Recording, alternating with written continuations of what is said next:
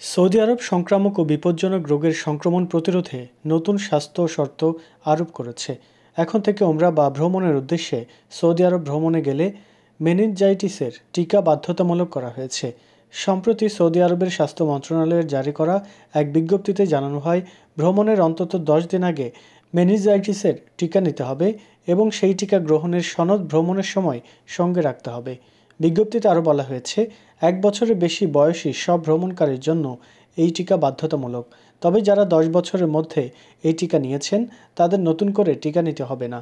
উমরা যাত্রীদের জন্য করোনাভাইরাস, ইনফ্লুয়েঞ্জা ও পোলিওর টিকা গ্রহণেরও পরামর্শ দিয়েছে সৌদি কর্তৃপক্ষ। বিশেষ করে পাকিস্তানের নাগরিকদের জন্য পোলিও টিকার সনদ বাধ্যতামূলক করা হয়েছে। পাশাপাশি আফগানিস্তান, কেনিয়া, কঙ্গো ও মোজাম্বিক থেকে আসা ট্রানজিট যাত্রীদেরও পোলিও টিকা নিতে হবে। সৌদি সিভিল এভিয়েশন অথরিটি ভ্রমণকারীদের এসব স্বাস্থ্য শর্ত মেনে চলার আহ্বান জানিয়েছে।